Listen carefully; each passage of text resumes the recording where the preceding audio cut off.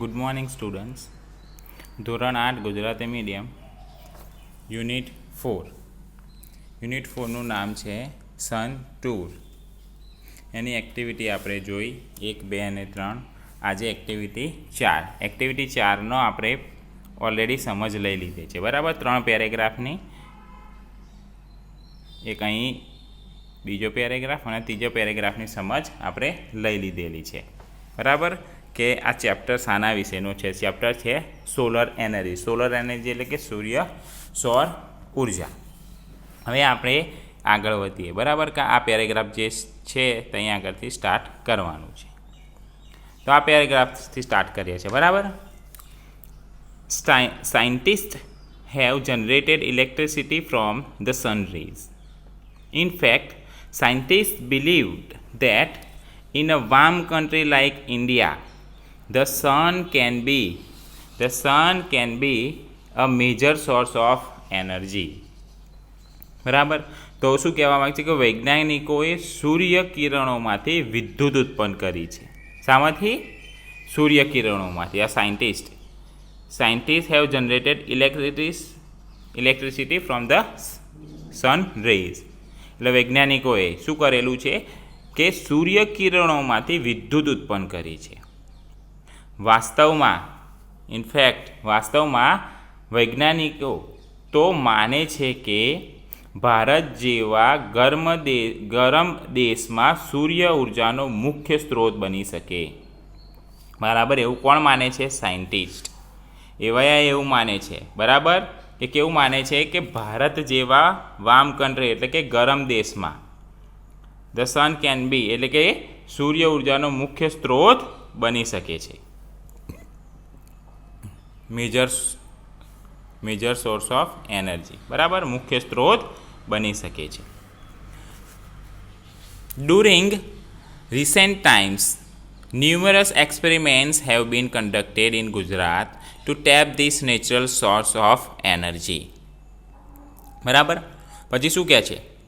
છેલ્લા થોડા સમય દરમિયાન, બરાબર. ડ્યુરિંગ રિસેન્ટ ટાઈમ્સ એટલે કે છેલ્લા થોડા સમય દરમિયાન ઉર્જાના આ નૈસર્ગિક સ્ત્રોતને વિકસાવવા માટે ગુજરાતમાં અનેક પ્રયોગો કરવામાં આવ્યા છે, બરાબર. હવે જોઈએ આગળ. અહીં આગળ લખેલું ન્યુમરસ એક્સપેરિમેન્ટ્સ, બરાબર. વિકસાવવા માટે ગુજરાતના અનેક પ્રયોગો કરવામાં આવ્યા છે. The heat from the sun rays is utilized to produce electricity. શું કહે છે? The heat from the sun rays utilized to produce electricity. એટલે અહીંયા એવું કહે છે કે અહીંયા શું કહે છે કે પહેલાં કીધેલું છેલ્લા થોડા સમય દરમિયાન ઉર્જાના નૈસર્ગિક સ્ત્રોતને વિકસાવવા માટે ગુજરાતમાં અનેક પ્રયોગો કરવામાં આવે છે, બરાબર. પણ અહીં શું કહે છે કે વિદ્યુત ઉત્પન્ન કરવા માટે the heat from the sun rays utilize એટલે કે વિદ્યુત ઉત્પન્ન કરવા માટે સૂર્યકિરણોની ગરમીનો ઉપયોગ કરવામાં આવે છે. શાનો ઉપયોગ કરવામાં આવે છે? ગરમીનો ઉપયોગ. વિદ્યુત ઉત્પન્ન પ્રોડ્યુસ ઇલેક્ટ્રિસિટી, બરાબર. ઇલેક્ટ્રિસિટી ઉત્પન્ન કરવા માટે. People have already started making use of solar cookers, solar heaters, solar batteries, etc. એટલે હવે અહીંયા આગળ પીપલની વાત કરીએ કે લોકોએ શું કરશે? લોકોએ તો સોલર કુકર, સોલર હીટર અને સોલર બેટરી વગેરેનો ઉપયોગ કરવાનું ક્યારનું શરૂ કરી દીધું છે. હવે આપણે બીજા પેરેગ્રાફ તરફ જઈએ. બીજા પેરેગ્રાફમાં શું કહે છે? Have you notice shining glass? અહીંયા આગળ લખેલું છે કે have you notice shining glass like plates on the top of multi story buildings, hospitals, hotels, factories and offices? They are solar હીટર્સ. હવે અહીંયા આગળ શું કહે છે? બરાબર. કે બહુમાળી મકાનો પર, બરાબર, બહુમાળી મકાનો પર, હોસ્પિટલો, હોટલ, કારખાના અને ઓફિસો પર કાચ જેવી ચમકતી તાસ્કો કદી તમારે જોવામાં આવી છે? બરાબર. તો એ શું કહેવા માંગે છે? જુઓ હવે તાસ્કો જે છે, this device collects energy from the rays of the sun.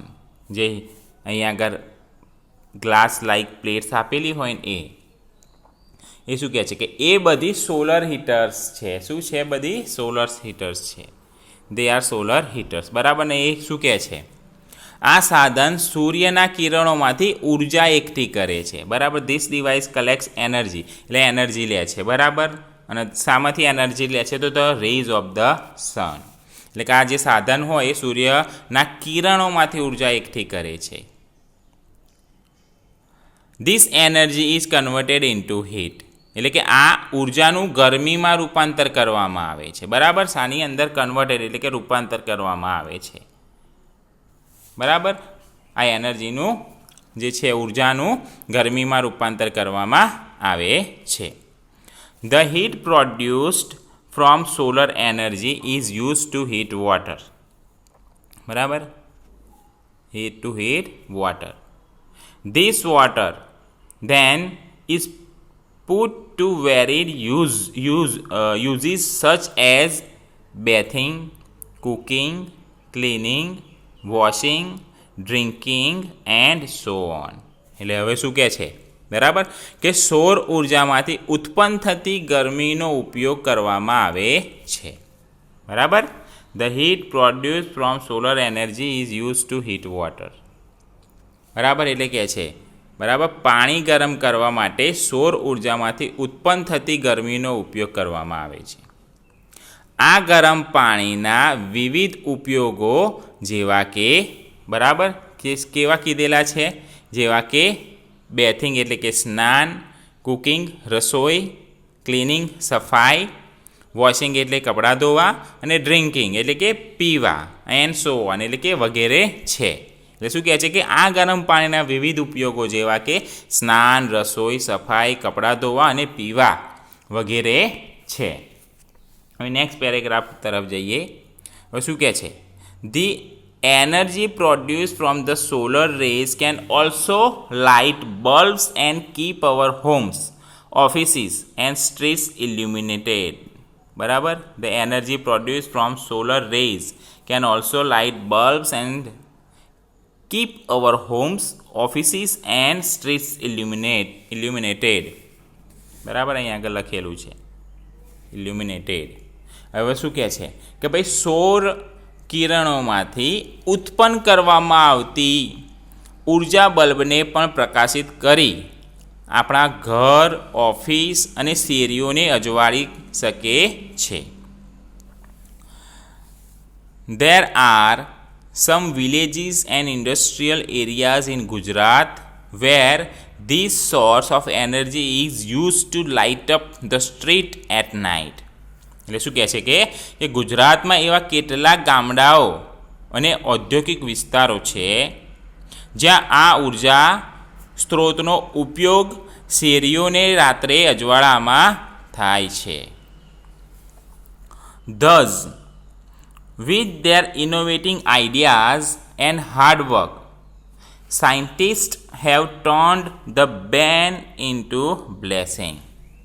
એટલે કે છે બરાબર કે રાત્રે અજવાળવામાં થાય છે. આમ તેમના સંશોધનાત્મક વિચારો અને સખત પરિશ્રમને પરિણામે વૈજ્ઞાનિકોએ સાપને આશીર્વાદમાં ફેરવી આપ્યો છે. જો વિદ્યાર્થી મિત્રો હવે છેલ્લો પેરેગ્રાફ જોઈએ આપણે એ છેલ્લા પેરેગ્રાફમાં શું કહે છે?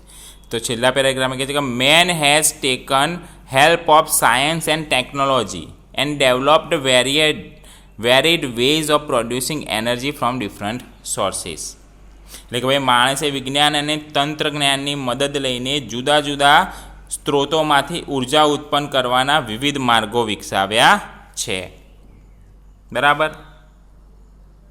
The sun is a source of abundant energy. બરાબર કે સૂર્ય વિપુલ ઉર્જાનો સ્ત્રોત છે. abundant વિપુલ ઘણી બધી ઉર્જાનો સ્ત્રોત છે. Let us hope that we are able to use solar energy and provide electricity to remote areas in our country.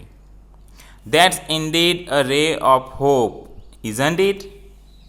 એ શું કહે છે હવે કે ભાઈ કહે છે બરાબર સૂર્ય તો છે બહુ વિપુલ ઉર્જાનો સ્ત્રોત છે, પણ આપણે આશા રાખીએ કે સૌર ઉર્જાનો ઉપયોગ કરી આપણા દેશના દૂર દૂરના વિસ્તારો સુધી વિદ્યુત પહોંચતી કરવા શક્તિમાન બનીએ.